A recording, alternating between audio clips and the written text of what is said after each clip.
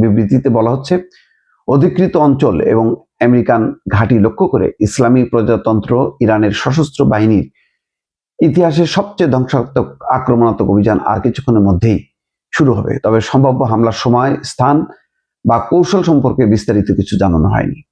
এর আগে ইরানের রাষ্ট্রীয় টেলিভিশনে দেশটির সর্বোচ্চ নেতা খামেনির মৃত্যুর খবর নিশ্চিত করা হয়। দেশটিতে 40 দিনের রাষ্ট্রীয় শোক পালন করা হচ্ছে। এর মধ্যে আরেকটি খবর হচ্ছে, ইত্তেফাকে প্রকাশ হয়েছে, টালমাটাল ইরান, খামেনির উত্তরসূরি কে হবেন।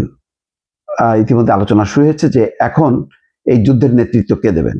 বলা হচ্ছে যে ইরান জুড়ে শনিবার থেকে অতর্কিত হামলা শুরু করেছে ইসরায়েল এবং যুক্তরাষ্ট্র। মার্কিন প্রেসিডেন্ট ডোনাল্ড ট্রাম্প ঘোষণা দিয়েছেন, ইরান সরকার পরিবর্তন না হওয়া পর্যন্ত এই অভিযান চলবে। এদিকে এরই মধ্যে ইসরায়েল এবং যুক্তরাষ্ট্রের হামলায় ইরানের সর্বোচ্চ ধর্মীয় নেতা খামেনি নিহত হয়েছেন। দেশটির রাষ্ট্রীয় মিডিয়া এই তথ্য নিশ্চিত করেছে।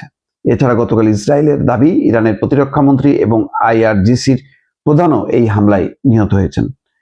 বিবিসির লাইভে বলা হয়, যৌথ হামলায় ইরানে অন্তত 40 জন শীর্ষ কর্মকর্তা নিহত হয়েছেন। 40 জন। এদিকে খামেনির নিহতের পর দেশটির দায়িত্ব কে নিতে যাচ্ছেন সেসব বিষয়ে বিস্তারিত কিছু বলা হয়নি। ইরানের সর্বোচ্চ ধর্মীয় নেতার পদে কে থাকবেন তা নির্ধারণ করেন দেশটির বিশেষজ্ঞ মণ্ডলী বা অ্যাসেম্বলি অফ এক্সপার্টস নামে 88 জন ধর্মীয় নেতার একটি পরিষদ। ইরানের 1979 সালে ইসলামিক বিপ্লবের পর খামেনি দেশটির সর্বোচ্চ ধর্মীয় নেতার পদে আসীন দ্বিতীয় ব্যক্তি।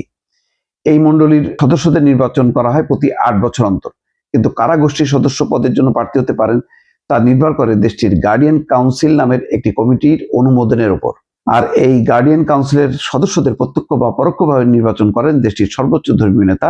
তবে ইসরায়েল এবং যুক্তরাষ্ট্রের অবিরাম হামলায় দেশটির হাল কে ধরবেন তা নিয়ে এখনো ধোঁয়াশা রয়েছে। হয়তো এই ধোঁয়াশাটা আজকের মধ্যে কেটে যাবে, কারণ নেতৃত্ববিহীন থাকবে না। আর গুরুত্বপূর্ণ হচ্ছে যে খামেনির এই হত্যার প্রতিশোধ নেবে ইরান, তার সর্বোচ্চ শক্তি প্রয়োগ করবে। সেই জন্য বলা হচ্ছে যে ইতিহাসের সবচেয়ে ভয়ঙ্কর হামলা তারা কিছুক্ষণের মধ্যেই শুরু করবে। দেখা যাক শেষ পর্যন্ত কি দাঁড়ায়। দর্শক।